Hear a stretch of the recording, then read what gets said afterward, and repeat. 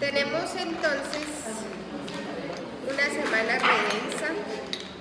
Esta semana ustedes acaban clase de histología y empiezan a tener bloques de 4 horas de anátomo. Les cuento de una vez por si no les habían contado.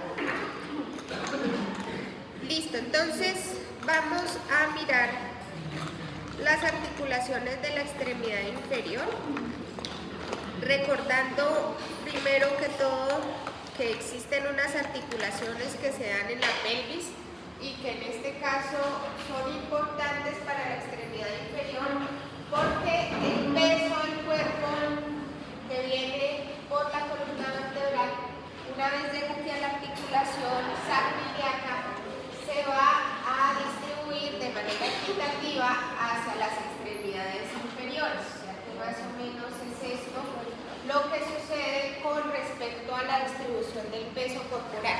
Así que las articulaciones sacroiliacas serán unas articulaciones que además de participar en la conformación del anillo óseo, también harán parte de la extremidad inferior.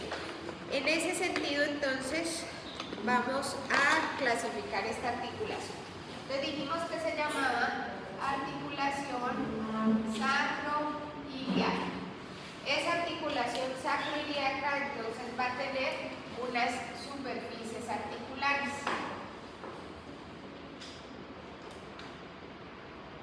Como superficies articulares, recuerden que el sacro en su cara lateral tenía una carilla auricular y una tuberosidad. Y esas son las estructuras que van a ser parte de esas superficies articulares. Entonces, la carilla auricular del sacro junto con la tuberosidad, porque la tuberosidad ahí va a ser importante por la presencia de un ligamento interóseo, y de parte del hueso coxal en su cara lateral, el ilio tenía también una carilla auricular y una tuberosidad. Por lo tanto, serán esas las que estarán participando en la conformación de esa articulación. O sea que tenemos una carilla auricular en el sacro, una carilla auricular en el ilio, unas tuberosidades en ambos huesos que serán entonces las estructuras que nos van a conformar esa articulación. La clasificación de esa articulación, si hablamos de la clasificación morfológica, lo primero que debemos tener en cuenta es que ella va a cambiar de acuerdo a la edad. Entonces, será una articulación sinovial en los hombres y mujeres, los hombres hasta los 14 años más o menos.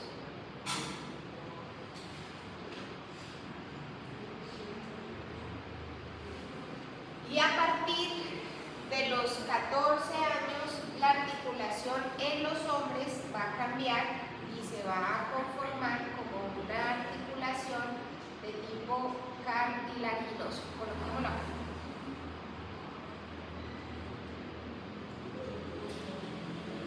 Se convierte en una ampliartrosis. Acá era una diartrosis, era sinovial plana, y por el número de huesos simple. Esa clasificación de sinovial plana simple es así hasta los 14 años en los hombres. A partir de los 14 años en los hombres, acá entonces se convierte en una articulación cartilaginosa, pero en las mujeres eso se va a mantener así. Entonces en la mujer será una articulación sinovial y se va a convertir en cartilaginosa es a partir de la menopausia. Ese es el momento en el que esa articulación cambia de clasificación en la mujer, porque esa articulación es importante su movilidad para que el sacro haga migración y en ese sentido se amplíe el estrecho inferior de la pelvis con el fin de que el canal del parto pues, se pueda generar una mayor facilidad para la salida del bebé por la apertura de ese estrecho inferior de la pelvis. Entonces la mujer mantiene esa articulación como articulación sinovial hasta que termina su edad reproductiva, que es cuando se produce la menopausia. La menopausia es el día en el que la mujer cumple 12 meses ininterrumpidos sin menstruar.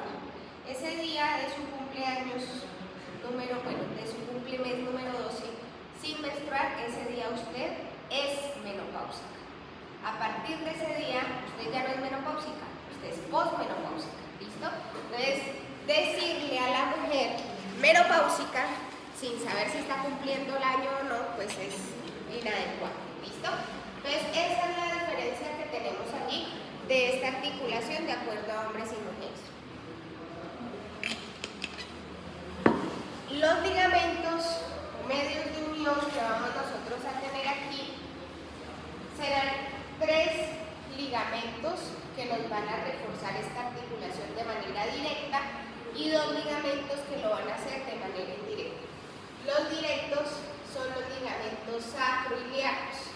Entonces por delante está el ligamento sacroiliaco ventral o anterior, por detrás el ligamento sacroiliaco dorsal, y acuérdense que en medio de estas superficies articulares hay una tuberosidad del sacro y del ilio. Sobre esa tuberosidad es donde nosotros vamos a encontrar un ligamento que se va a denominar ligamento sacroiliaco interoso, que en estas imágenes no se ve, pero lo voy a poner aquí como con esa flechita porque la tuberosidad es posterior. Entonces sería el ligamento sacroiliaco interoso, que es el más importante de la articulación y que es el que se va a comportar como si fuera un cartílago cuando la articulación haga su transformación. Entonces, por la presencia de ese ligamento sacroiliaco interoso es que se considera que la articulación se convierte en cartilaginosa. Pierde movilidad, se disminuye su espacio articular, de hecho queda inexistente, y ese ligamento actúa como si fuera un cartílago intraarticular. Entonces, esos son los 3 ligamentos que nos van a soportar o reforzar la unión de esta articulación de manera directa. Pero acuérdense que hay otros 2 que lo hacen de manera indirecta, y esos serán los ligamentos sacrotuberoso, ligamento sacrotuberoso, que es vertical, que viene de la cara posterior del sacro hasta la tuberosidad del isquion, su cara posterior, y tenemos el ligamento sacroespinoso, que viene de la cara pélvica del sacro y se fija fija en la espina del isquio o espina isquiática. Y estos ligamentos lo que van a sobre todo a evitar es que el sacro se vaya en sentido posterior. Acuérdense que ese movimiento del sacro hacia atrás se llama nutación. Entonces no lo sostiene, no lo genera o lo mantiene más bien en vertical para disminuir el movimiento de nutación del sacro. Y que por la presencia de ellos pues ya se nos forman los dos forámenes, el ciático mayor y el ciático menor. ¿Listo? Entonces esas son las articulaciones que vamos a tener en cuenta para la extremidad inferior de la región pélvica, porque recuerden, como les dije al principio, será la encargada de distribuir el peso que viene de la columna vertebral hacia las extremidades inferiores. Entonces, esa es la importancia de ella. Bueno, veamos ahora sí las articulaciones que estarán en el segmento libre de la extremidad inferior. Ya entonces empezaríamos con la articulación de la cadera. Esa articulación de la cadera se denomina coxofemoral y se llama así por las estructuras que la van a estar conformando. Miren que las superficies articulares serán la cabeza del fémur y el acetábulo, que es esa cavidad bastante cóncava que encontramos en el hueso coxal. Esta articulación se va a clasificar como esferoidea sinovial simple. Acuérdense que ya lo habíamos explicado antes. Sinovial es lo primero que yo debo reconocer de la articulación. Si es una articulación con espacio o sin espacio. Si es con espacio, es sinovial. De esas sinoviales, de acuerdo a su forma, tenemos 6 clasificaciones y en este caso esta es esferoidea. Esto también se le denomina enartrosis y es precisamente porque tenemos un acetábulo, que es una cavidad completamente esférica, y una cabeza completamente redonda que impactan y que por lo tanto van a generar movimiento en los 3 planos de movimiento. Y simple es porque son solo 2 huesos. Acuérdense que cuando hablamos de más de 2 huesos decimos que es una articulación compuesta.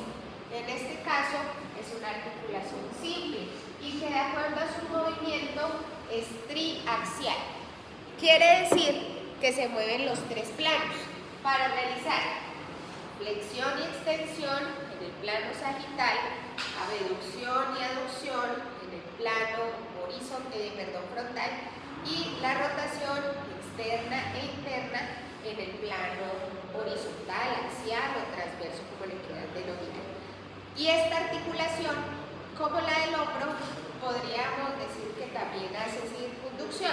Lo que pasa es que ya es un movimiento más corto, más reducido, como pues asimilándolo con el del hombro, pues no se va a mover así, porque tenemos choques óseos que nos van a limitar la movilidad. Bueno, veamos entonces las estructuras que nos van a unir estas articulaciones, estos 2 huesitos. Lo primero que encontramos aquí es una cápsula articular. Y esta cápsula articular es curiosa porque ella, miren que se va a fijar de los bordes del acetábulo, pero no se queda solamente en el cuello o bueno, en la cabeza del fémur, sino que se va hasta el extremo más distal del cuello anatómico. Hasta abajo, donde termina el cuello anatómico, es donde se va a fijar toda la cápsula articular. O sea que toda esta estructura es intraarticular. Y que aquí adentro, bueno, antes de eso, y esta cápsula articular tiene una parte que es rígida y una parte que es laxa. Ella es laxa o más débil en la parte posterior e inferior y es muy rígida en la parte superior y anterior. Por eso esta articulación generalmente se usa cuando la cadera está flexionada, porque así, sobre todo en los accidentes de tránsito, usted está sentado en el carro o lo que sea, y si usted se impacta de frente, el vector pues va a caer sobre el extremo distal del fémur y lo que hace es que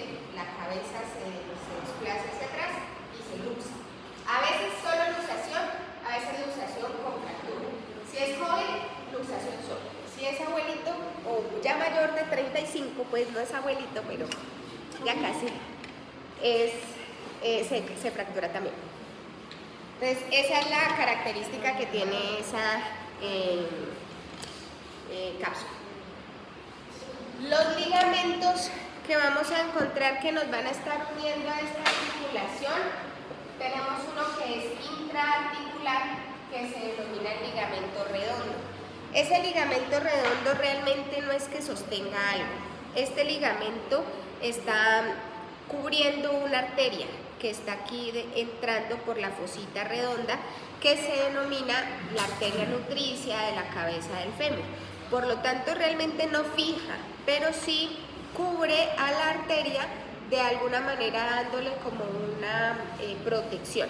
Entonces, ese ligamento redondo estaría aquí intraarticular y no es un ligamento que vaya a estar haciendo refuerzo de la cápsula, sino cubriendo la arteria nutricia de la cabeza del fémur.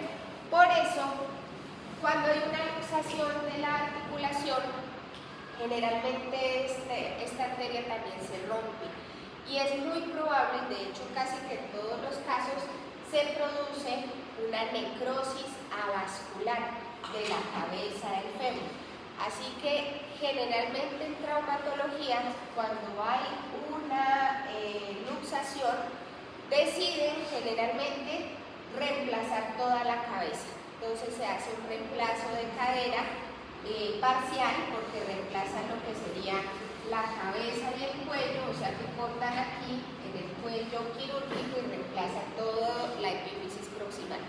Porque normalmente, en un porcentaje muy alto de los casos, esto se necrosa. Y entonces el paciente continúa con dolor, la pierna empieza a cortarse y cuando se hace la radiografía, esto se ve completamente dañado. O sea, un hueso bastante débil, poroso, muy irregular, y pues eso es perder el tiempo al final porque habían podido hacer un trabajo más amplio de rehabilitación si lo hubieran cortado desde el inicio la epífisis proximal y ya. Entonces, generalmente sucede así, por la ruptura de ese ligamento. Bueno, en la parte posterior, que curiosamente no se mantiene en la parte posterior, sino que se va hacia adelante, vamos a encontrar el ligamento isquiofemoral. Entonces miren que el ligamento isquiofemoral va a tomar origen del borde del acetábulo en la parte posterior, que es la que hace parte del hueso isquio, y sus fibras no se dirigen hacia abajo a cubrir el cuello del fémur hacia atrás, sino que hacen es una dirección hacia superior para insertarse allá en la parte superior y anterior del cuello del fémur. Por lo tanto, este ligamento se va a tensar sobre todo cuando la persona esté haciendo flexión con aducción, es donde más se tensa ese ligamento. Por lo tanto, él nos limita ese movimiento. Y nuevamente vemos que vuelve y se confirma que la forma de hacer una luxación de esta articulación es en sentido posterior, porque vemos que desprovisto o una cápsula muy débil y desprovisto de ligamentos. Entonces eso hace que para atrás sea mucho más fácil hacer una luxación.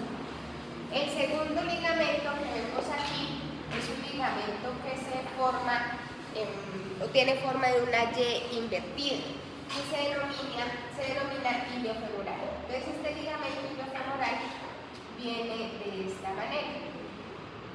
Desde la parte anterior y superior del acetábulo, incluso cogiendo el borde inferior de la espina iliaca inferior, y se va a insertar en la línea intertrocantérica en su cara anterior.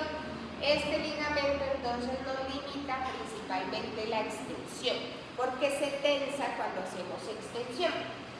Y en esta misma imagen podemos ver el último ligamento que vamos a ver aquí, que viene de la rama superior del pubis, pero de su borde inferior, de la cara inferior del acetábulo, y se va a insertar también en esa línea intertrocantérica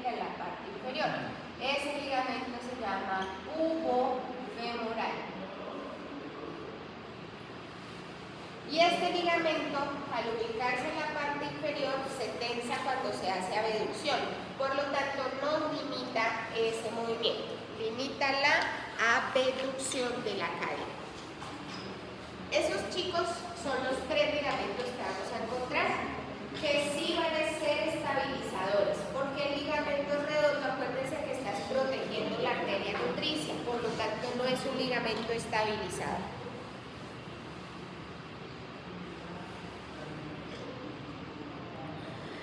Listo. Tenemos aquí una radiografía de cadera.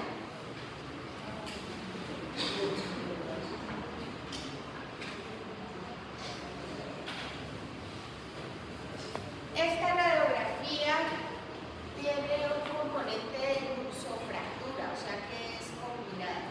Y la que se fracturó es la cadera y se luxó, es la cadera del lado izquierdo. Esta es una, mentira, está así. Ah, no, mentira, sí está así, es así. Aquí se ve el pulso, es izquierdo. Miren que acá, en la imagen de la izquierda de sus pantallas, de la pantalla, vemos la cabeza del fémur completamente redonda. Miren que el cuello del fémur se mantiene normal, la línea intertrocantérica se marca, pero no una marcación muy fuerte, y el acetábulo se ve también en condiciones de normalidad. En cambio, miren acá, aquí está el acetábulo, acá está la cabeza, y miren el cuello del fémur está por acá, o sea que hubo fractura del cuello del fémur y luxación de la cadera. Esa radiografía, ¿ustedes qué dicen? ¿Es de hombre o de mujer?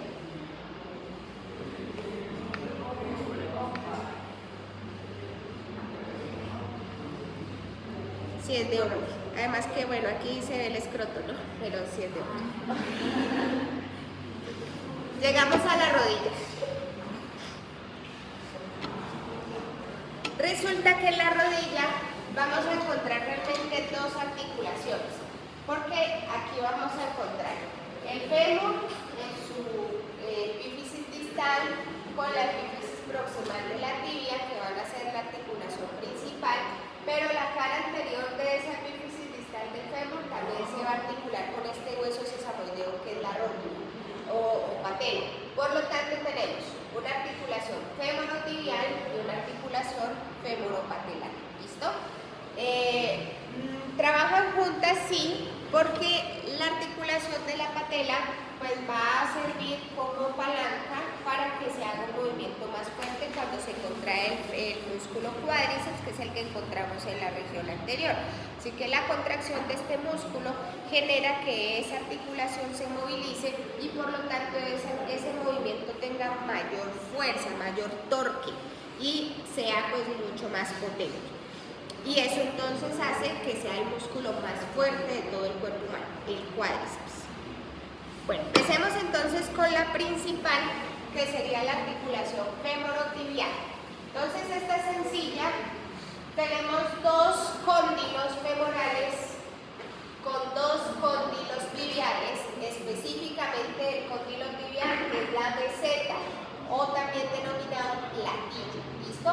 Entonces las mesetas tibiales, que son medianamente cóncavas, reciben la convexidad de los cóndilos femorales.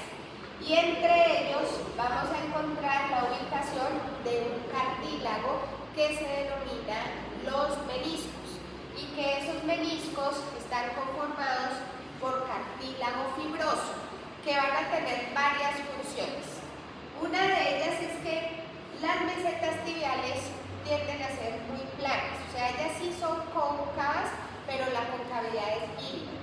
Por lo tanto, lo que van a hacer los meniscos será aumentar esa concavidad. Y lo segundo es que esta articulación, cuando estamos de pie, es la que más impacto de peso recibe. Si usted está de pie, quien más va a sufrir van a ser sus rodillas. Y si está corriendo, saltando, pues esto va a ser lo que más se va a afectar. Así que la presencia de esos meniscos como la presencia de los discos intervertebrales lo que hace es disminuir el impacto y entonces al disminuirlo lo que hace es absorberlo y distribuirlo de manera equitativa a través del hueso que continúa para evitar que haya un daño sobre la estructura que está conformando la articulación. Entonces, esas son sus funciones. Aumenta la superficie de contacto entre las dos superficies, el fémur y la tibia, y disminuye el impacto que se puede generar cuando corremos, saltamos, caminamos o estamos en posiciones de mucha flexión, cuclillas o arrodillado o en cuadrúpedo. ¿Listo? ¿Cómo la vamos a clasificar? La articulación femorotibial, antes de eso, vamos a clasificarla de la siguiente forma. Primero ya sabemos que es una articulación sinovial, que son cóndilos y son dos, por lo tanto vamos a denominarle bicondilia, muy bien, que tiene un y dos huesos, o sea que es simple, y que tiene la presencia de un menisco, o sea que le vamos a agregar que es compleja. Muy bien. Ahí era acá abajo. Bueno, ya me entendieron, ¿no? Listo, entonces es completo. Veamos a los meniscos. En esta nos vamos a ubicar de la siguiente manera. Esto es anterior, esto es posterior, esto es medial y esto es lateral. ¿Listo? Estamos viendo la superficie articular de la tibia, o sea, las mesetas tibiales, y en ellas estamos viendo ya la presencia de los meniscos. Entonces miren que los meniscos, si los vemos de frente, van a tener una forma de cuña. ¿Qué quiere decir eso? Que la parte externa, o sea, su borde externo, esta parte de aquí, es más amplio, es más alto, en cambio la parte interna es mucho más pequeño. ¿Listo? Amplio o alto la parte lateral y más estrecho o bajito en la parte medial. Lo que estamos viendo en el centro es el cartílago articular. Por lo tanto, estos meniscos tienen forma de C, son unas C. Como pueden ustedes notar, el menisco medial es una C más amplia, o sea que en sus extremos, que se denominan cuernos, o sea, estos extremos de aquí se llaman cuernos. Por lo tanto, tenemos cuernos anteriores, cuernos posteriores. Miren que los cuernos del menisco medial están más separados, por lo tanto es una C más amplia.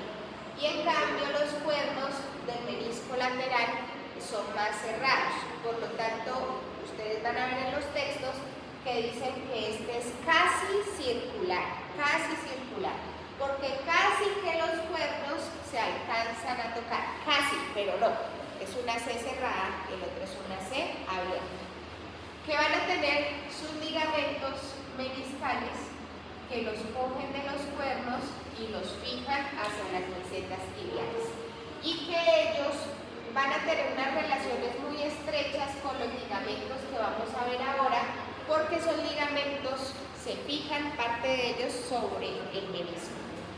El de la parte medial es mucho más grande porque el menisco medial del fémur también lo es más grande, y es acá donde más se va a soportar peso. Si ustedes están de pie, van a notar que el fémur empieza a irse hacia adentro. Él está más al lateral, en la parte superior, y hacia la parte inferior se va más hacia adentro. Y eso entonces hace que se cargue más peso en el menisco medial. Bueno, ya habíamos visto esto. La clasificación funcional no la vimos, pero es sencilla porque esta articulación solo hace flexión y extensión. Por lo tanto, es uniaxial. Sin embargo, deben ustedes tener en cuenta que cuando nosotros tenemos la rodilla flexionada y el pie libre, como estoy yo en este momento,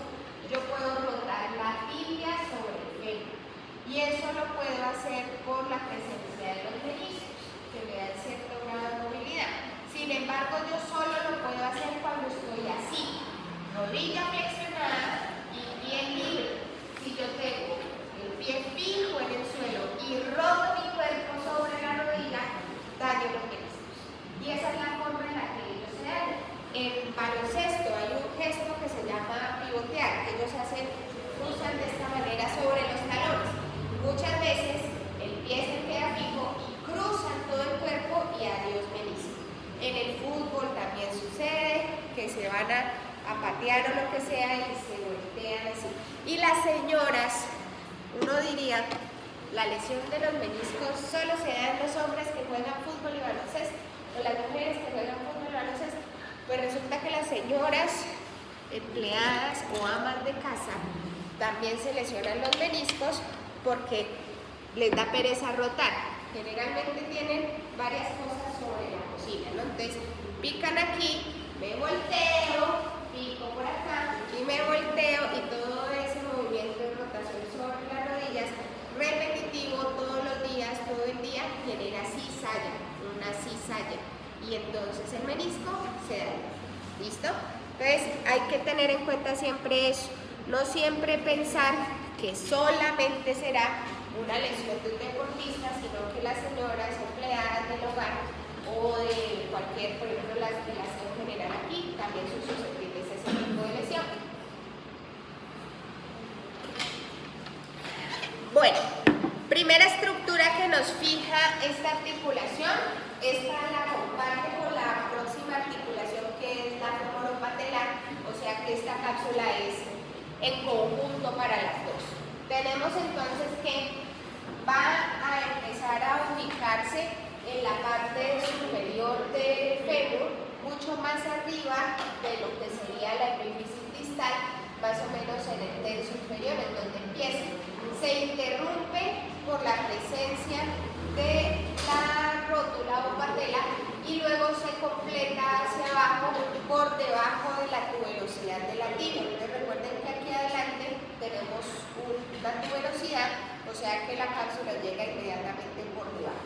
Desde arriba, como más o menos un través de dedo por encima de la base de la rótula, hasta la parte inferior de la tuberosidad de la tibia. Por delante tiende a ser más tensa, por detrás es laxa, o sea que tiende a favorecer que la articulación se vaya en sentido posterior. Tiende a favorecer eso, porque no tiene una rigidez óptima en la parte posterior. Hay que tener en cuenta aquí, como pueden ustedes observar en esta imagen, tenemos un tejido adiposo que generalmente, sobre todo en el embrión, cuando se forma esta articulación hay una membrana interna y esa membrana se absorbe y se rompe posterior al desarrollo, pero a veces queda. Esto que vemos aquí se llama grasa, la grasa de cofa o el tejido adiposo de la rodilla. ¿Listo? Y miren que hay una membrana que lo fija hacia la región anterior del cóndilo o la epífisis distal del fémur.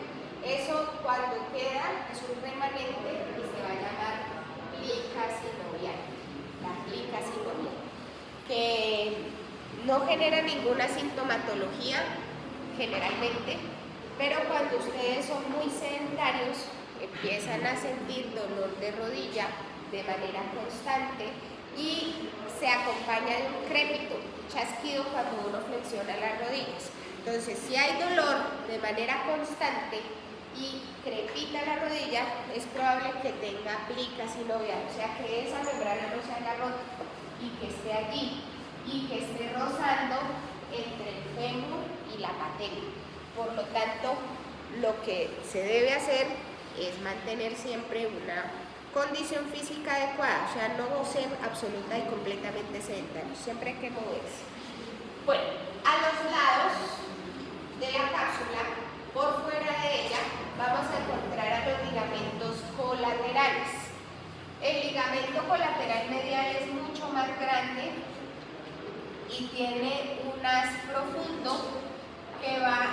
fijarse sobre el borde lateral del menisco medial.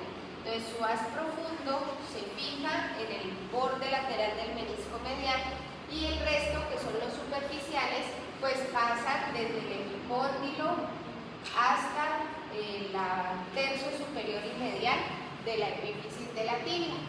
Lo que este ligamento va a evitar es que el fémur y la tibia se abran hacia los lados, ¿listo? Que se genere lo que se denomina un bostezo.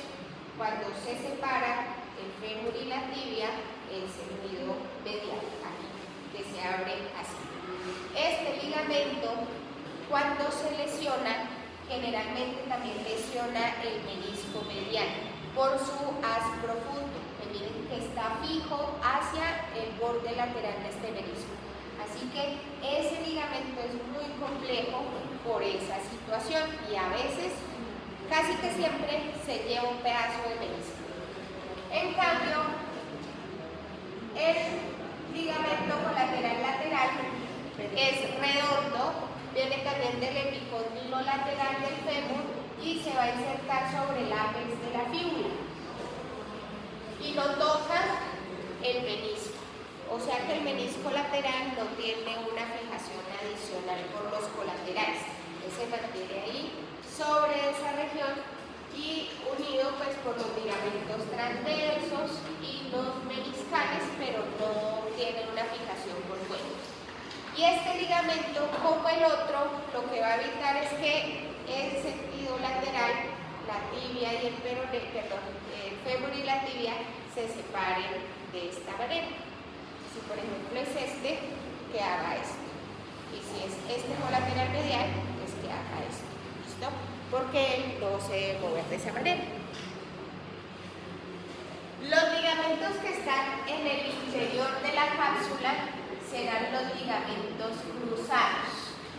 Y esos ligamentos cruzados son dos. El ligamento cruzado anterior, que lo vamos a poner aquí en rojo, y el ligamento cruzado posterior, que lo vamos a poner aquí en negro. Miren que el ligamento cruzado anterior pasa por delante del cruzado posterior y ellos se van a fijar en esas eminencias que tenía la base, las mesetas tibiales, de unas eminencias que se llaman las eminencias condiles. Sobre esas eminencias es donde se insertan estos ligamentos. ¿Qué van a evitar estos ligamentos cruzados? Que la tibia se desplace hacia adelante, que haga este movimiento. Ese es el cruzado anterior. O que la tibia se desplace en sentido posterior. Ese sería el ligamento cruzado posterior. Entonces el cruzado anterior evita el desplazamiento anterior y el cruzado posterior evita el desplazamiento posterior. ¿De quién? De la tibia sobre el fémur. ¿Listo? La lesión de estos ligamentos cruzados generalmente se da es cuando se hace, cuando van corriendo y frenan de manera abrupta. Entonces, por ejemplo, en el fútbol, por los zapatos que se utilizan, que son taches, igual, pues ellos van corriendo y fijan o queda fijo el pie, pero vienen con una velocidad muy alta, entonces vienen más acelerados y en ese sentido el pie se queda fijo en el piso y el cuerpo se moviliza en sentido anterior, entonces se lesiona el ligamento cruzado anterior. Y si a ese movimiento le anexamos además la rotación, pues se genera una situación que se llama la triada triste del deportista. La triada triste del deportista. Entonces, venía corriendo, se frenó y se rotó. Y cuando hizo ese movimiento, adiós cruzado anterior, adiós menisco medial y adiós colateral medial.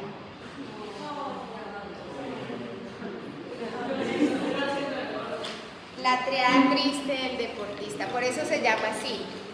Cuando uno los ve ya en el campo y uno bendice a veces y dice, no, ya, ahí llegó. Es bien compleja de rehabilitar porque generalmente le hacen meniscoplastia y la meniscoplastia no es que lo arreglen, sino que lo quitan, ¿no? Y pues hacen injerto en el cruzado anterior, generalmente cogen del tendón patelar, cogen pedacitos y los ponen allá, pero eso, y un tornillo intraarticular y demás, pero sí una lesión de rodilla disminuye mucho su tiempo de vida en el deporte, porque es que los deportistas, como eso es alto rendimiento y el deporte no es salud, a diferencia de lo que nos han vendido, el deporte no es salud, porque usted lo está llevando el cuerpo al máximo, incluso más allá del máximo, por lo tanto usted está haciendo que su cuerpo vaya a todo y que se desgaste mucho más rápido. Por eso los deportistas, su edad deportiva es más o menos hasta los 28 años. Un futbolista mayor de 28 años siempre le dicen el veterano. Y cuando pasa los 30, 33, 35, ya empiezan a jugar en ligas inferiores, porque ya no tienen el mismo rendimiento de una persona adulta. Bueno, no adulta, no. Ellos son más adultos. Una persona que tiene una edad en el deporte normal. Los deportes, por ejemplo, de resistencia, como el ciclismo, triatlón, atletismo, tienden a mantenerlos un poquito más. Tienen una edad deportiva mayor. Pero el fútbol, baloncesto, hockey, en el tenis, esa es su edad como más o menos de salida. ¿Qué piensas hacer? El colateral medial, el menisco medial y el ligamento cruzado anterior. Bueno, en esta imagen que estamos viendo por detrás, vemos entonces el cruzado anterior acá adelante y el cruzado posterior llegando hasta esa eminencia condiliar, pero aquí estamos viendo otro ligamento que se llama ligamento menisco femoral, y ese ligamento menisco femoral nos está haciendo un soporte adicional al menisco lateral, que no tenía pues digamos soporte que le está dando el colateral medial. Entonces viene este ligamento menisco femoral que agarra el cóndilo medial del fémur hacia el menisco lateral. Y finalmente, la cápsula, acuérdense que por detrás es muy laxa y va a tener un par de ligamentos que nos van a ayudar a que se refuerce de alguna manera. Sin embargo, estos ligamentos realmente es tejido conectivo que se deriva de unos músculos que están alrededor de esta región. Entonces, por ejemplo, tenemos aquí, esto es medial y esto es lateral, ¿no? Esta es la rodilla derecha, la estamos mirando desde atrás. Aquí en el cóndilo medial, pero en su cara posterior, en la tibia, se está fijando este músculo, ahí se inserta, se llama el músculo semimembranoso. Y de ese músculo semimembranoso, miren que ese tejido conectivo de ese tendón se ubica en su diagonal hacia la cara posterior de esta región de la rodilla que se llama la fosa poplitea. La parte posterior de la rodilla no se llama corva, sino que se llama fosa poplitea. Entonces, este ligamento se deriva de ese tejido conectivo del tendón del semimembranoso y por lo tanto forma lo que se conoce como el ligamento popliteo oblicuo, precisamente por su forma en diagonal. Y tenemos otro músculo por acá. Este músculo que está cortado aquí, este músculo se llama el músculo popliteo y ese es el que permite que usted rote la tibia sobre el fémur. Él es el que hace ese movimiento.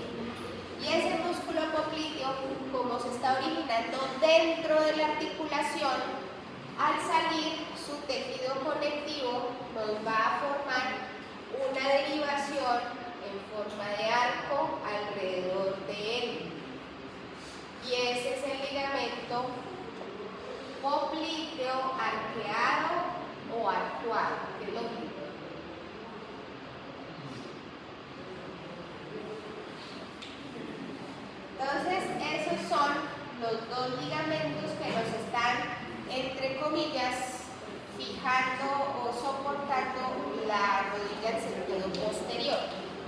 entre comillas, porque son demasiado débiles. No tienen una fuerza suficiente para hacer o evitar que se haga una hiperextensión de la rodilla. Por eso es muy común que ustedes ven a las personas de lado y ven que las rodillas se les van para atrás como si fueran como unas garzas, como unos pájaros raros con la rodilla para atrás. Como ellos, los pájaros flexionan las rodillas hacia atrás, entonces cuando se paran se les ve para atrás así, como si fueran flamencos. Entonces, es por eso. Una debilidad de la cápsula, sumada por unos ligamentos que son muy poco fuertes, pues nos favorecen la hiperextensión de la rodilla. Y en hiperextensión se dañan los meniscos. Por eso, cuando ustedes se sientan y ponen los pies elevados, traten de doblar la rodilla, que no les quede completamente estirada, porque empieza el dolor de rodilla por la presión en los meniscos. Entonces los pueden subir, pero doblen un poquito la rodilla para que no se hiperextienda. Listo, femoropatelar o patelofemoral, como la quieran mencionar, el orden de los factores no altera el producto. Generalmente, femoropatelar, en algunos textos, patelofemoral, no importa. Tenemos entonces como superficies articulares las carillas articulares posteriores de la patela y la cara anterior del cóndilo o los cóndilos del fémur. En ese caso, resulta que cuando vemos a la patela en sentido posterior, ella tiene una pequeña cresta en medio de las dos carillas. O sea que va a funcionar como si fuera una tróquea, se mueve como si fuera una tróquea. O sea que ella se va a clasificar como sinovial, troqueal, simple. En algunos textos también la encuentran como una articulación sinovial plana, porque realmente las superficies articulares son planas. Pero con la presencia de esa pequeña cresta se forma una especie de tróclea y pues en ese sentido en algunos textos la clasifican así. Es una articulación uniaxial y el movimiento que ella hace es deslizamiento. Miren que precisamente por ese movimiento de deslizamiento también uno podría argumentar que es plana. Entonces, si usted tiene su pierna relajada, puede mover su rótula o patela sobre el fémur. ¿Listo? Ella se desliza normalmente en sentido superior e inferior y un poquito hacia los lados. Un poquito. Si ustedes la mueven y empiezan a sentir que ella se mueve, pero como si tuviera arena adentro, tienen una hiperpresión patelar. O sea que estamos haciendo camino para formar una artrosis en la articulación patelofemoral y femoropatelar. Se llama condromalacia. Y si usted la empuja y suena como si fuera una grada, bienvenida a la artrosis. ¿Oyó? Mucho cuidado. Entonces, sí, eso es cuando ella está pasiva, usted se la puede mover. En movimiento, cuando yo estoy con la rodilla extendida, la patela está ascendida. Y cuando yo flexiono, la patela se desliza en sentido inferior. Entonces, en flexión, la patela se desliza en sentido inferior y en extensión, la patela se desliza en sentido superior. Perdón. Miren entonces que ya habíamos dicho que las superficies, la cápsula articular era en común. Miren acá la cápsula está acá arriba, vemos que son más o menos un través de dedo por encima de la base de la patela y hasta abajo la tuberosidad de la tibia. Vemos esta grasa articular de la rodilla o también denominada grasa de popa que ayuda a la amortiguación de esta región y encontramos pues las dos cartílagos articulares. Ella va a tener unos ligamentos que creo que no los puse, espérenme yo mismo. Señor. Acá está. ¿Cómo?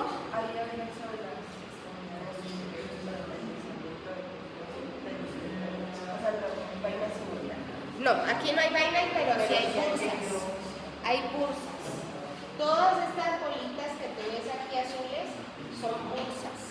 Y esas bursas lo que van a evitar es el choque de tendón con tendón y tendón con hueso.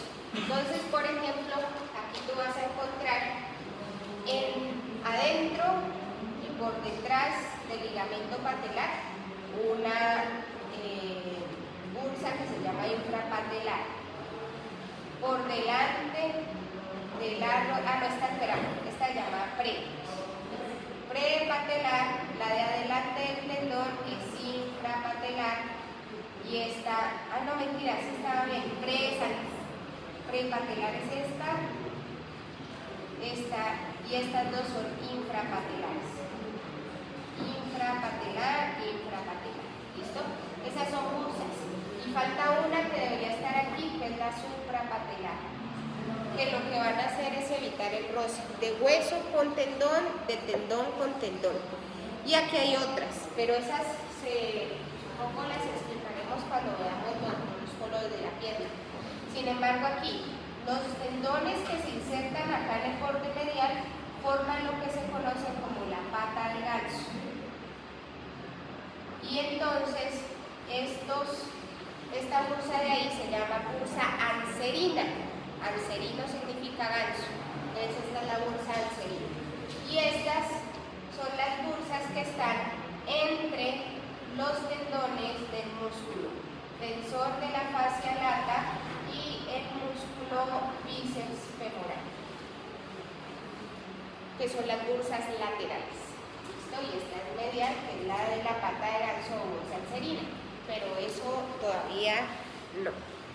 Veamos las estructuras que nos fijan, además de la cápsula articular.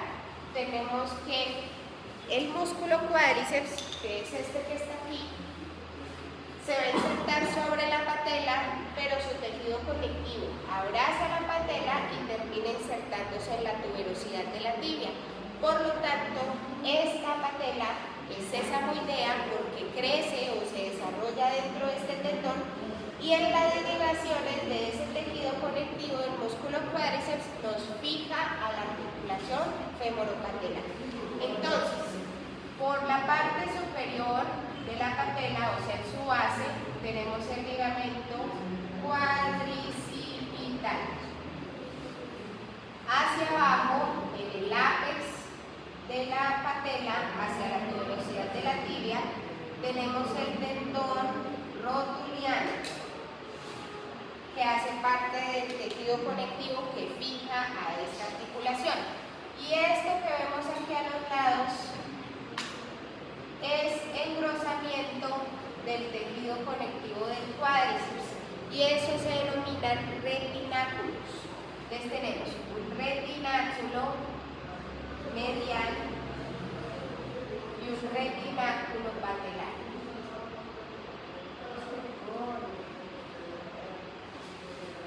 Que van a evitar entonces que la patela se luce en sentido medial o lateral. Generalmente ella se luza hacia lateral, generalmente. Pero es por debilidad de estos retináculos. Bueno, esta radiografía es una radiografía normal de esta es una rodilla derecha porque está de adelante para atrás. Vemos entonces las superficies articulares normales.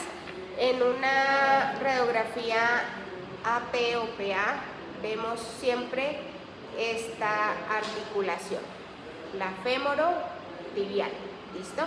Es la que se ve ahí. Y alcanzamos a observar por allá la rótula. En la lateral, la vista lateral, es donde vemos la femoropatelar y vemos también la articulación que se da entre la tibia y la fíbula, que es la tibiofibular proximal. Allí todo normal. Y esta ya es una articulación con artrosis. Entonces, miren lo que está sucediendo aquí, que es lo que ustedes deben empezar a mirar, que no se les vaya a formar a ustedes, porque eso es sobre todo por mucha por mucho sedentarismo y pérdida de la flexibilidad. Entonces, si yo le quito esto, miren los osteofitos que se están mostrando ahí. Toda esa articulación, su espacio se ha reducido, hay presencia de hueso porque el cartílago se dañó. Y resulta que el cartílago tiene un mecanismo de reparación terrible, porque él en vez de formar cartílago forma hueso. Entonces el cartílago se repara formando hueso. Entonces ahí hubo un daño y lo que formó fue hueso. Miren también acá cómo se disminuyó estas superficies articulares, ese hueso absolutamente poroso, deformado. Esto es una presencia completamente de una artrosis de rodilla. Esto se conoce como una gonartrosis. Gonartrosis es específicamente artrosis de rodilla, no de las gónadas. Bueno, chicos, llegamos entonces a la sindesmosis tibiofibular. Señora, por favor.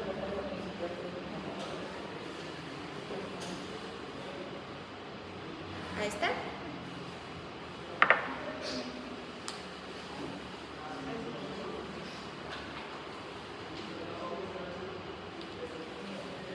Bueno, una sindesmosis es un tipo de articulación fibroso.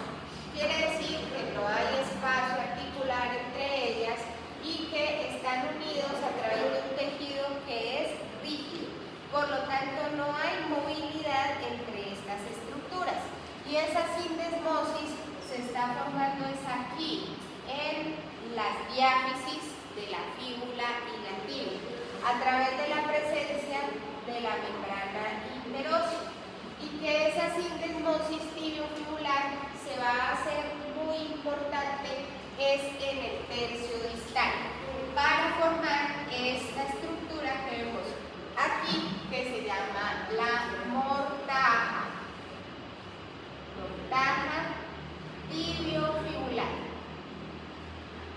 ¿Quién la está formando? Miren que son los maléolos de la fíbula, maléolo de la tibia y la superficie articular inferior de la tibia. Entonces, ¿qué están formando? Un espacio rígido. ¿Para qué? Para que el hueso que queda aquí adentro, que es el tálamo astragalum, se mueva en sentido anterior y posterior, pero no se salga de allí. Por eso se llama mortaja. Lo agarra, lo mantiene rígido en esa región y solo permite que se mueva hacia adelante y hacia atrás.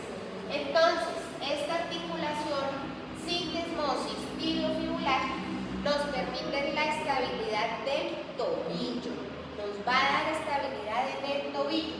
Y en ese sentido, si fallara la mortaja tibiofibular, o sea, se abriera aquí, eso se denomina una diástasis. Cada vez que usted pisa, los huesos se separan y el talón se hunde, por lo tanto genera muchísimo dolor en el tobillo, dolor crónico. Y eso es lo que deben tener en cuenta siempre. A la fíbula generalmente la ignora. Entonces hay fractura de la pierna y pues obviamente se lleva tibia y fíbula, y entonces el traumatólogo arregla la tibia porque es la que hace el soporte del peso, y a la fíbula, adiós, usted verá qué hace. Entonces sí, ella se va a reparar, no importa, se repara fea y todo, pero el problema es la pérdida de esa mortaja. Entonces esa persona queda con dolor crónico de tobillo, y después, ¿por qué fue? Porque quedó abierto, quedó una diástasis tibiofibular. Así que es lo que deben tener en cuenta de ese peroné o fíbula, que es importantísimo, es allá abajo, en el tobillo. En la pierna no importa, en el tobillo es extremadamente importante ese hueso.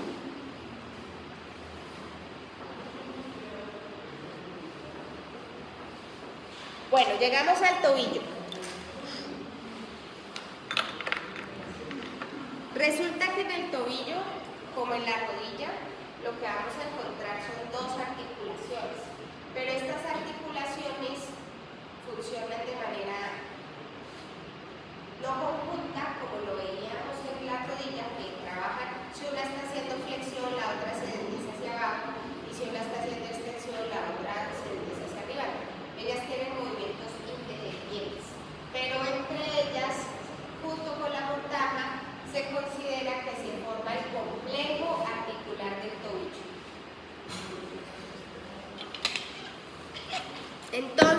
complejo articular, tenemos, ya vimos la sindesmosis, ahora la tibiotalar y finalmente la subtalar. Ellas tres forman el complejo articular del tobillo y veremos que tendrán movimientos independientes, pero que la mortaja, que era la sindesmosis, es la que va a permitir que esos movimientos se den. O sea que si acá arriba está dañada, estas de acá van a tener movimientos inadecuados y es lo que se conoce como una inestabilidad funcional, porque usted ve al paciente caminar normal, pero cuando empieza a correr le duele, o cuando camina más de 3 o 4 cuadras le duele. Entonces, funciona sí, pero está mal, es una inestabilidad funcional. Ya cuando entran a mirar, puede ser que generalmente hay una diástasis acá que desplazó el talo en sentido posterior y por lo tanto dañó todo este complejo y la persona tiene un dolor crónico de tobillo que va a ser bien difícil de tratar. Y por eso existe una subespecialidad de traumatología que es tobillo y pie, como en la subespecialidad de miembro superior que es mano. Esas dos estructuras son muy diferentes. Es más fácil poner un clavo en cualquier hueso del cuerpo humano, pero en la mano y en el pie se pierden funciones importantes. Entonces ahí entra ya el subespecialista a trabajar en esa región. Vamos entonces en orden aquí. Empecemos con la tibiotalar. Esa articulación tibiotalar realmente no es entre la tibia y el talo solamente, sino acuérdense que ahí también está el maléolo de la fíbula. Por lo tanto, es una articulación compuesta. Son tres estructuras óseas que se están mostrando allí. Y es muy importante porque es la que nos da el soporte de la carga axial derivada del peso del individuo. O sea, que todo ese peso que está cayendo cae sobre esa articulación y es la que permite que ya nosotros podamos hacer una distribución sobre el pie para generar el movimiento de la marcha. Y en ese sentido es curioso porque el hueso talo es un hueso bastante, es un hueso corto con muchas caras articulares que no ha evolucionado mucho desde que nosotros éramos primates que nos pusimos de pie. Es el hueso que la evolución se ha mantenido constante, a pesar de que es el hueso que está soportando el peso en el pie. Si por ejemplo yo me paro aquí así, como garza, el peso está allí en el talo y pues debería haberse cambiado. Acuérdense que entonces en ese caso tenemos que hay una articulación proximal, que es la mortaja, y después ya vemos distalmente la carilla articular superior del talo o el astrágalo que tiene forma de tróclea. Esa articulación será una articulación que se va a clasificar como sinovial, sillar y es compuesta porque acuérdense que van a ser tres huesos que van a estar conformándose. Y de acuerdo a la movilidad es una articulación uniaxial. El movimiento que hacemos nosotros ahí es un movimiento de plantiflexión y dorsiflexión, perdón, al revés. Plantiflexión y dorsiflexión, ¿listo? Dorsiflexión para arriba, plantiflexión para abajo. Entonces, en esa articulación, a pesar de ser tan compleja y tener tanta importancia en la distribución del peso en el pie, solamente hacemos este movimiento. Dorsiflexión, plantiflexión y nada más. Listo. Esta es una vista anterior. Miren que estamos viendo la tróclea que forma el talo o astrágalo y allí vemos entonces el maléolo medial, el maléolo lateral, las dos carillas maleolares, en este caso, la carilla inferior de la tibia y la carilla maleolar medial, pues que sería de la tibia, que van a ser prácticamente tres superficies articulares que se van a estar relacionando con toda la tróclea del talo. ¿Listo? Ese talo en la cápsula articular, por lo tanto, se va a fijar en todos esos bordes. Sube lateralmente y desciende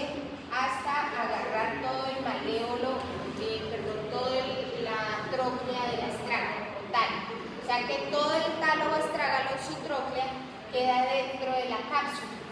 Esa cápsula es muy gruesa en la parte medial, o sea que acá en la superficie manular medial es el lugar más grueso y lateralmente claro que también, para evitar entonces que el talo tenga juego en sentido lateral, o sea que solo se vaya a mover en sentido anterior y posterior. Los ligamentos que nos van a fijar esta articulación son varios. Vamos a hablar de los principales y estos ligamentos que vamos a ver ahorita nos ayudan también a reforzar la articulación subtalar, que vamos a hablar de ella próximamente. En esta vista estamos viendo el pie, pero en la parte medial. Y en la parte medial vamos a identificar aquí el maléolo medial, que es de la tibia. Acuérdense que esto sería tibia. ¿Listo? Este es el hueso calcáneo. Este que está acá adentro es el talo y este que está acá adentro es el hueso escafoides o también denominado navicular. ¿Listo? Todo este ligamento que ustedes ven aquí, todo esto se llama ligamento deltoideo, pero ese ligamento deltoideo tiene unos fascículos que van a denominarse de acuerdo a los huesos con los que se va a tocar. Entonces, por ejemplo, tenemos con la tibia y el talo en la parte posterior, o sea que este sería tibio-talar posterior. Si hay un posterior quiere decir que va a haber un anterior, que va a ser este de aquí. Se llama entonces tibio-talar anterior. Vemos ahora un ligamento que desciende desde la tibia hasta el hueso calcáneo. ¿Cómo creen que se va a llamar ese? Tibio calcáneo, muy bien. Es tibio calcáneo. Y el último que vamos a encontrar viene también del maléolo de la tibia, pero se va hacia el hueso escafoides o navicular. O sea que se va a llamar tibio navicular o tibio escafoideo. ¿Listo? Todos esos son fascículos.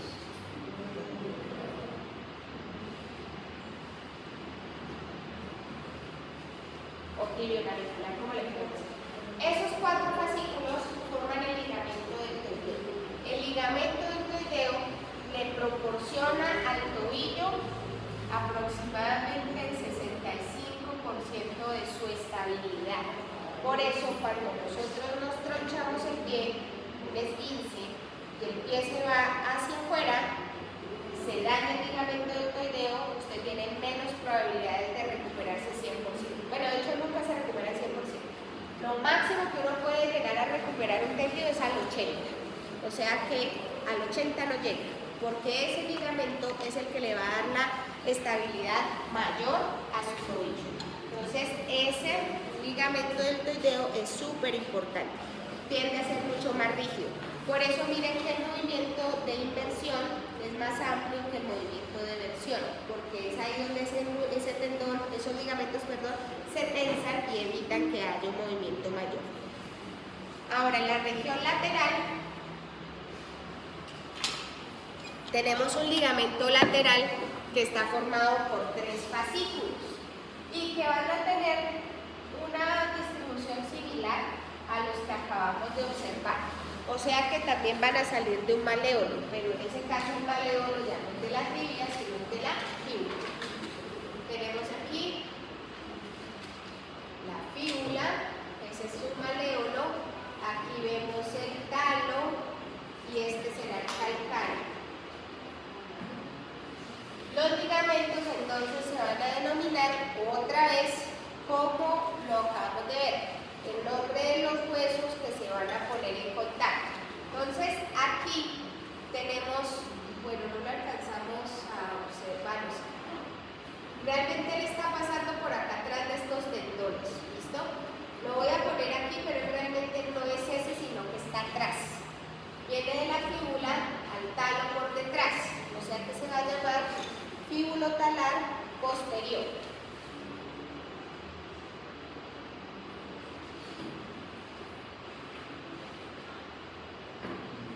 Y tiene uno que se va por delante también hacia el tallo, o sea que ese se va a llamar fíbulo-talar anterior.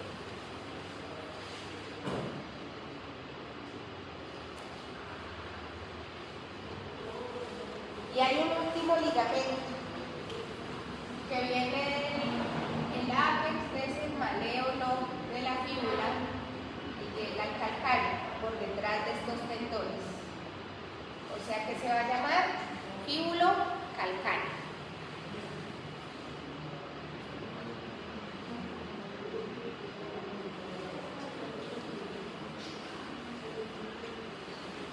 Y este ligamento entonces será el que evita que haya una inversión excesiva, que generalmente es el que nos vamos a lesionar cuando se nos dobla el pie, cuando vamos caminando, se llama un esguince.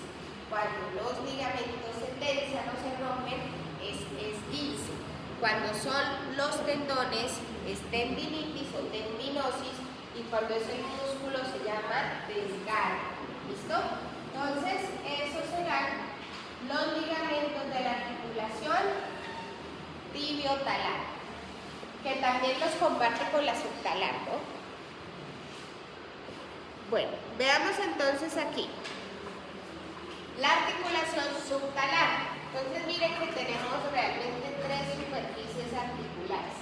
Hay tres carillas inferiores en el hueso talo, hay tres carillas superiores en el calcáneo. Y en ese caso, lastimosamente, es una articulación simple porque son dos huesos, pero es una articulación que tiene gran movilidad porque tiene tres superficies o carillas articulares que la están conformando. Sigue siendo una articulación sillar, si lo voy a sillar, es simple porque son dos huesos, pero se va a denominar compleja no porque tenga un cartílago, sino porque va a tener la presencia de un ligamento interoso. Y ese ligamento interoso estará aquí metido en el seno del tarso, que se los voy a mostrar ahorita.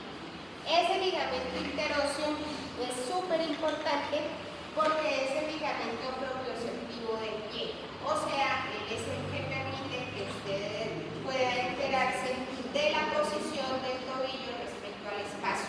Y él es el que va a generar el mensaje para que se produzcan los ajustes posturales cuando usted está caminando.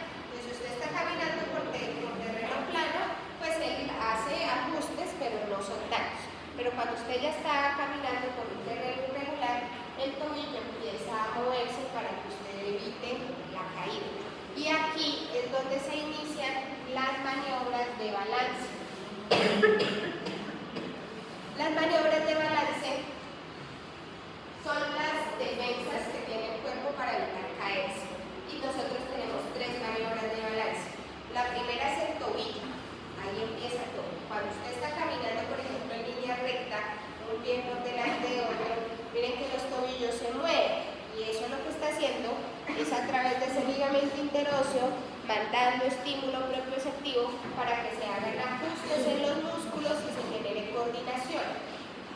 Lo segundo que usted hace cuando empieza a perder el equilibrio es flexionarse. ¿Listo? Entonces eso se denomina la estrategia de balance de cadera o de tronco. Entonces si se va perdiendo el equilibrio, usted inclina el tronco para evitar caerse. Y cuando ya esas fallan, la tercera maniobra de balance es el paso.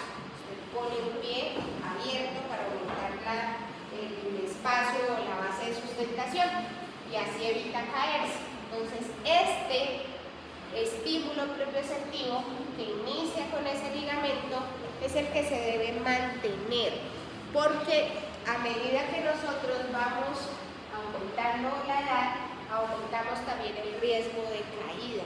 Y el riesgo de caída en el adulto mayor es muy grande y muy grave porque se fractura fácilmente la cadera. Entonces, siempre hay que tener en cuenta eso y evitar perder la propiocepción del tobillo, o sea, utilizando zapatos adecuados.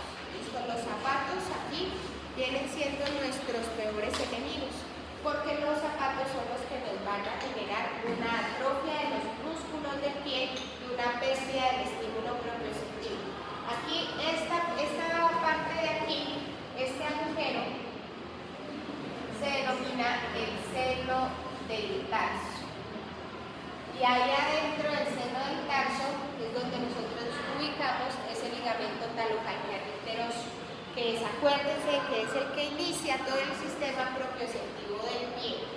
Y esta articulación subtalar pues será uniaxial porque es la que permite el movimiento de inversión y eversión. ¿Listo? Entonces en el tobillo yo tengo dos articulaciones principales, la tibiotalar, con la que hago dorsiflexión y plantiflexión, y la subtalar, que es con la que yo hago inversión y eversión. Comparten ligamentos todas, pero la subtalar tiene uno adicional, que es el ligamento interóseo, y que es el que me va a dar la propiocepción del pie. Y por eso es que yo debo mantenerme con la mejor propiocepción posible para evitar que cuando este abuelo me vaya a caer y mantenga las maniobras de balance. Esas estrategias de balance no se deben perder. ¿Cómo las perdemos? Con los zapatos. Los zapatos muy apretados adelante, los zapatos de tacón, son los peores enemigos del mundo. Siempre lo ideal es mantenerse descalzo. Nosotros no vinimos destinados y hechos para tener zapatos. Entonces el peor error que uno comete como papá es ponerle zapatos a los hijos. Por los pies no le va a entrar ni el chiflón ni el sereno. Usted no se pone triste porque está descalzo, como le dice la mamá de uno, y nada le va a pasar. Lo único que usted va a mantener son sus estrategias de balance. Entonces lo mejor que uno puede hacer es andar descalzo siempre.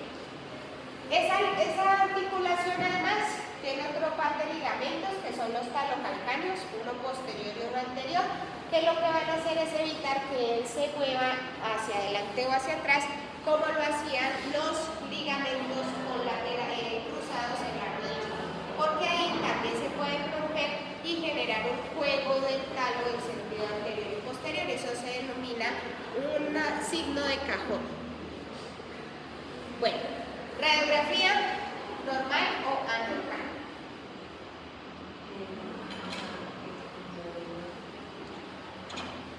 Normal, sí. Vemos aquí la tróclea, la superficie de la tibia superior, alcanzamos a ver el maléolo por allá de la fíbula, las superficies articulares de la articulación subtalar, vemos incluso la articulación que se da entre el talo y el hueso escafoides, que está también normal, y entre el calcáneo y el hueso cuboides, que también se encuentra normal. Y esta no, y es que le tomaron la radiografía con una venda puesta, ¿no? No se le ve. Tiene la venda.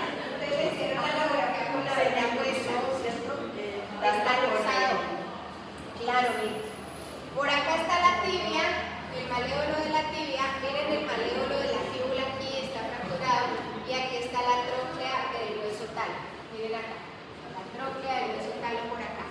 Es una luxofractura del tobillo. Es la que estaban fijando la venda, pues. Bueno, ahora vamos a ver el pie, propiamente dicho. Entonces, funcionalmente, nosotros vamos a dividir al pie en tres partes. Lo que es talo y calcáneo forman el retropié. Los demás huesos del tarso, o sea, el cuboides, el escafoides y las cuñas, forman el medio pie. Y de los metatarsianos hacia adelante se llama antepié. Y lo digo que es funcional porque realmente el pie se divide en huesos del tarso, huesos del metatarso y huesos de los dedos.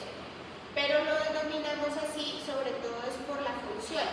Cuando tú vas a caminar, el peso primero cae sobre el retropié, luego sobre el medio pie y finalmente sobre el antepié. Entonces, de esa manera es que funciona, digamos que el traslado del peso del pie sobre el cuerpo sobre el pie.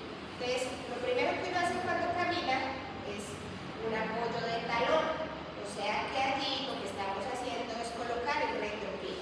Luego hacemos un apoyo medio, que es cuando ya está alineada el pie con la cadera, y finalmente hacemos despegue de dedos, que es cuando el antepié es el que está sosteniendo el peso del cuerpo y se va a despegar del piso. Entonces es por eso sí que lo mencionamos. Además, las articulaciones que nosotros vamos a ver de aquí en adelante funcionan también juntas, al unísono. O sea que tendremos una articulación entre el retropié y el mediopié, una articulación entre el mediopié y el antepié, y ahora sí las articulaciones propias de los dedos. Para que no nos vamos a meter aquí en todas estas pequeñas. La cuneo, intercuneiforme, cuneocuidea, cuneotarsal y sacral. Esas son más difíciles, ¿listo? Entonces vamos a hablarlas así. Ya vimos de la unidad posterior lo que era el retropié, vimos la articulación tibiotalar y la articulación subtalar, pero ahora vamos a ver las que se dan entre el retropié y el mediopié, y ellas en conjunto se van a denominar articulación transversa del tarso, o también conocida como articulación de Chopin, y se llama así, ustedes ya saben que es un epónimo, porque esta persona patentó, pues, digamos, o empezó a utilizar una práctica quirúrgica para amputar el pie, y lo hacía a partir de esa articulación. Entonces esa se denomina la articulación de Chopin, porque lo hacía allí en la articulación transversa del tarso, y por eso esa articulación también recibe ese epónimo. ¿Listo? ¿Cómo está conformada? Pues miren que está conformada por dos articulaciones. La astrágalo-calcáneo-navicular, o sea que es el talo con el hueso calcáneo con el hueso escafoides-navicular, y la otra es la calcáneo-cuboidea. ¿Listo? Ellas son sinoviales, esta es esferoidea, esta es plana, pero en conjunto, porque realmente ellas no trabajan solas, o sea, yo no puedo decir, voy a mover la astrágalo-calcáneo-navicular sin mover la calcáneo-cuboidea. Ellas trabajan en bloque. Por lo tanto, es mejor que las hablemos así, como articulación transversa del tarso. No vamos a tener diferenciación allí. Y en ese sentido, esa articulación es plana, sinovial, plana, y va a ser esta de aquí. Articulación medio-tarsiana o articulación transversa del tarso, o también conocida como articulación de Chopin, porque era el lugar donde se hacía Chopin, hacia la amputación. Cabe ahí hacer la anotación: las amputaciones del mediopié son poco funcionales, porque usted no va a poder hacer un apoyo completo del retropié si no tiene antepié. Y en ese sentido, una prótesis que agarre el retropié es una prótesis poco funcional, porque apenas usted ponga el pie, eso se le va a salir. Entonces la persona realmente perdía su función, no podía volver a apoyar el pie. Por eso las amputaciones del pie no es mejor amputar la pierna, cortar del tobillo para arriba, porque hay que pensar esa es la función. Sí va a perder más tejido, es verdad, y pues de pronto se va a sentir más triste porque le cortaron más, pero la prótesis que le pongan va a ser funcional. La persona sí va a poder caminar, saltar, correr, pero con estas de acá, eso es terrible, eso se le sale, entonces pierde le va a tocar andar en muletas y ese pie no lo puede mover. Entonces, pues, ¿qué prefiere? ¿Mantener un pie que no es funcional, o que se lo quiten y tener una prótesis que sí lo va a permitir tener una calidad de vida? Entonces, eso es lo que uno tiene que pensar siempre. Bueno, obviamente, todos van a preferir que no los amputen, ¿no? Obvio. Pero es mejor la función, la calidad de vida.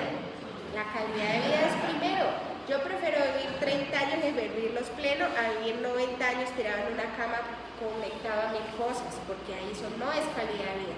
Eso es aumentar y mantener y dilatar el sufrimiento de la persona. Bueno, eso es lo que yo digo, ¿no? Tenemos, chicos, ligamentos un montón. Todo lo que ustedes vean ahí de cintas, todos son ligamentos y todos tienen nombre, y el nombre lo van a coger del hueso al hueso al que va. Por ejemplo, talo escafoideo, esto sería el dorso, o sea que esto es dorsal, y va a haber uno ventral.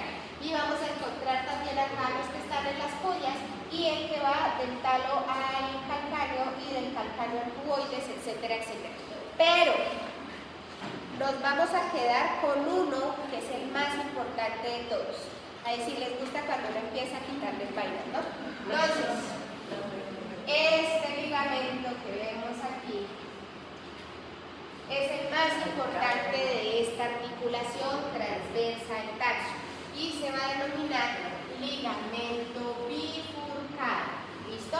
Ese ligamento bifurcado, miren que coge 3 huesos y nos va a dar un soporte mayor a la articulación transversa del tarso.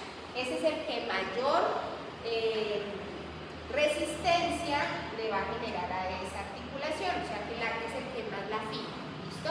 Los otros, pues sí, tenemos un calcáneo cuboideo dorsal, que sería este, tenemos un cuboideo navicular dorsal, que es este, y un talonavicular dorsal, y si hay dorsales quiere decir que también hay plantares. Pero este bifurcado es el más importante de ellos, ¿listo? En el dorso, porque en la planta vamos a hablar de 2. Están todos los que dijimos que existían, cuboideo navicular, calcáneo navicular, plantares y demás, pero para el dorso, para la planta del pie, nos vamos a quedar con los ligamentos plantares. El ligamento plantar largo y el ligamento plantar corto. Entonces el ligamento plantar largo es este, que nos va a fijar la articulación posterior, o sea la de chopar, pero también la anterior, o sea la que sea entre el medio pie y el antepié. Y el ligamento plantar corto, que es este de aquí. ¿Listo? Esos 2 ligamentos son los más importantes de la planta del pie.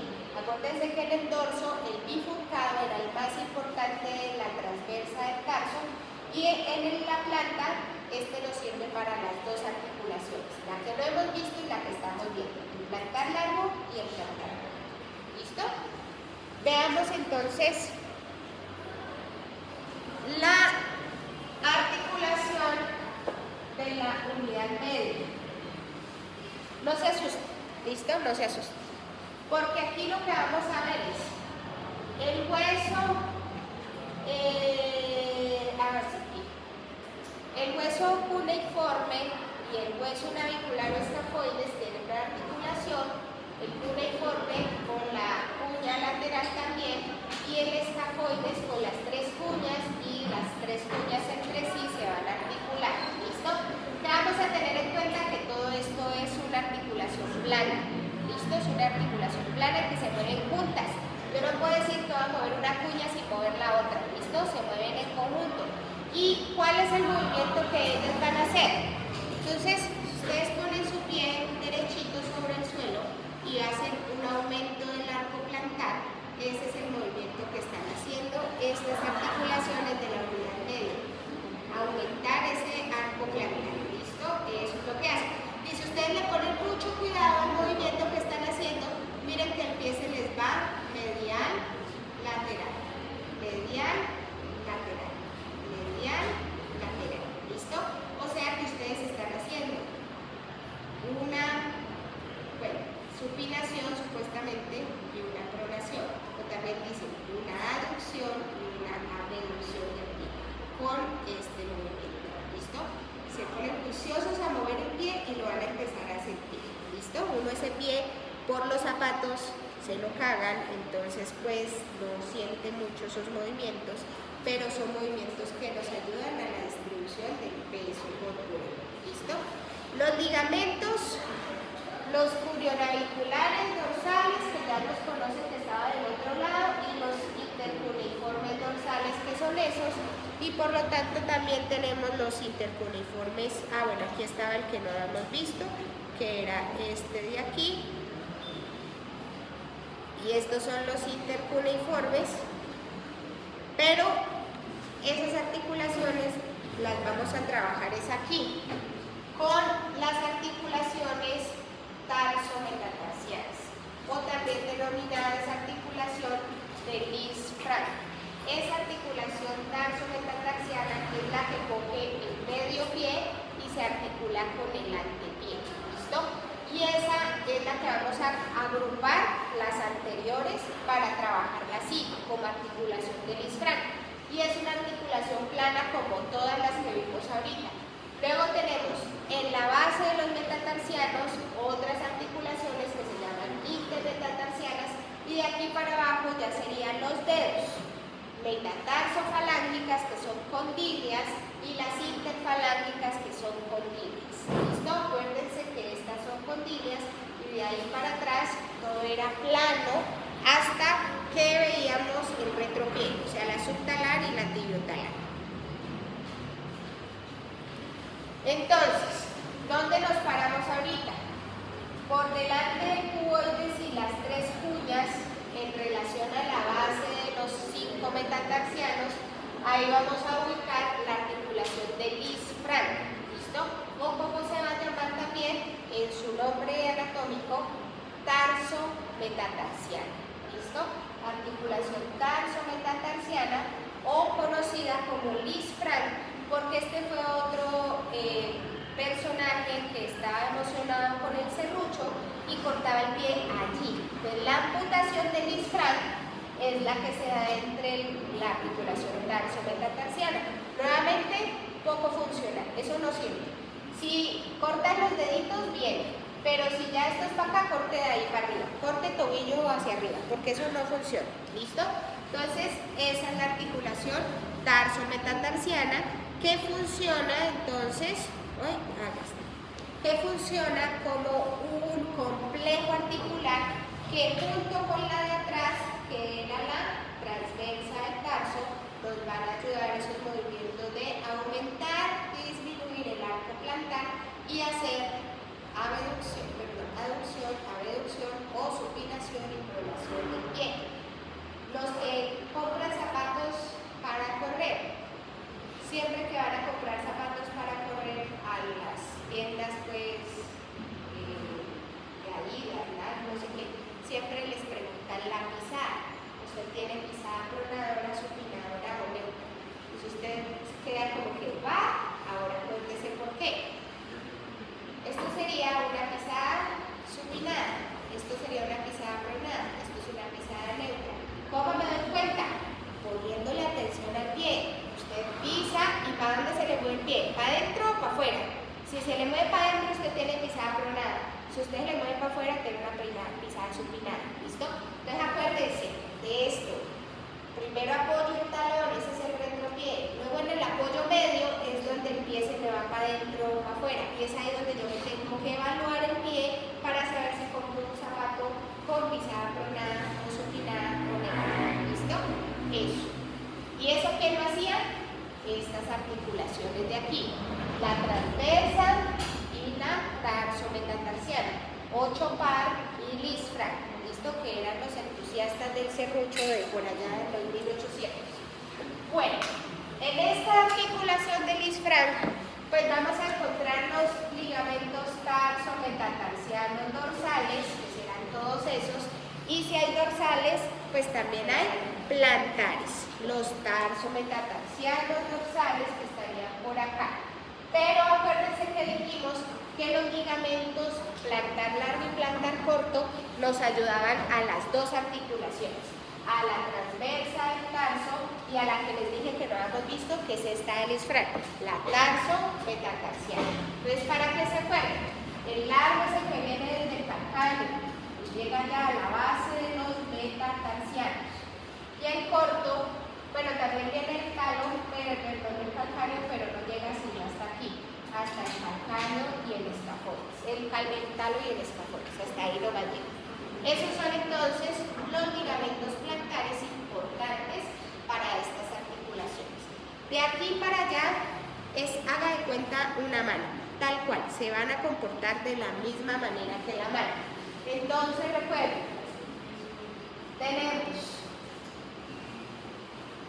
un metatarso, estos son los metatarsos, esta es la falange proximal, la falange media y la falange distal. ¿Listo? O sea que esta articulación de aquí será metatarsofalange. La que continúa, interfalángica proximal. Y la última, interfalángica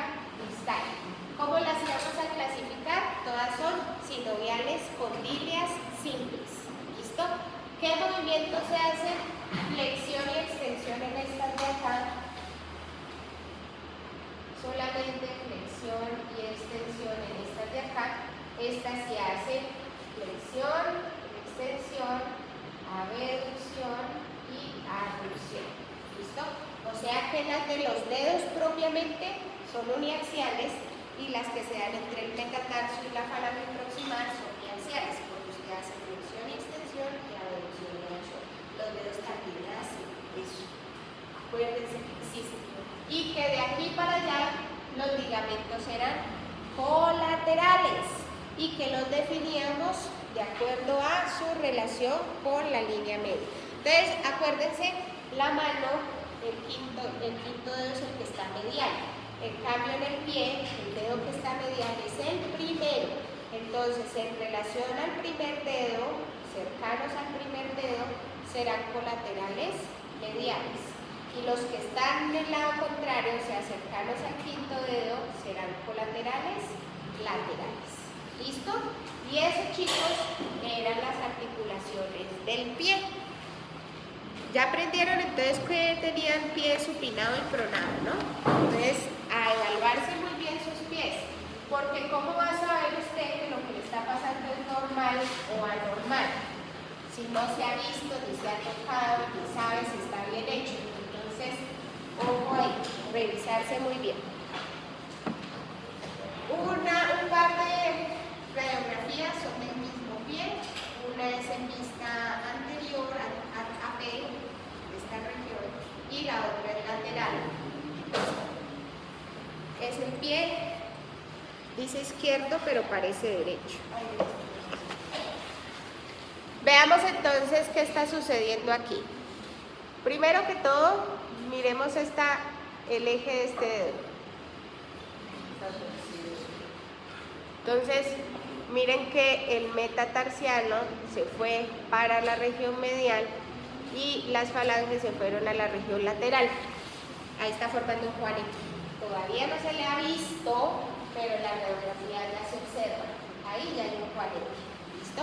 Esa es una lesión de la articulación metatarso-falángica del primer dedo por los zapatos apretados. De la misma manera, miren este dedo para acá.